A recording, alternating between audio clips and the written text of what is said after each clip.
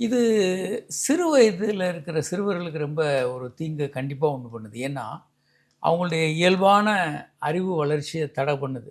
வேற பக்கம் இது மடைமாற்றி உங்கள ஆபாசமாக திருப்புது. அது லாங் டெர்ம்ல எப்படி வரும்னா, நிர்பயா கேஸ்லேருந்து நெறைய கேஸ் வரிசையா பார்த்தீங்கன்னா, எல்லா பாலியல் வழக்குகளையும் முன்னாலலாம் வயசானவங்க இருப்பாங்க. அடல்ட் தான் இருப்பாங்க.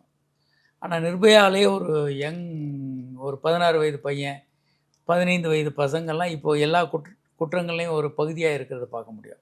ஏன்னா, இவங்களும் அதில இன்வால்வ் ஆகுறாங்க. முன்னலாம் இது இருக்காது. அதனால குற்றங்கள்ல இன்வால்வ் ஆகுறது.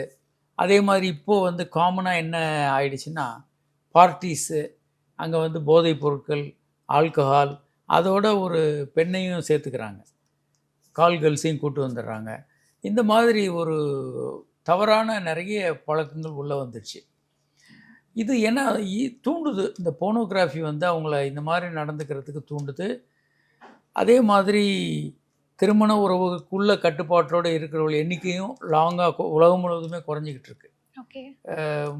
ஒருத்தனுக்கு ஒருத்தி அப்படின்ற மாரி திருமண உறவுக்குள்ள இருக்கிறவங்க, அத மீறி வெளிய செக்ஸ் பண்றவங்க எண்ணிக்கை அதிகமாகிக்கிட்டு இருக்கு.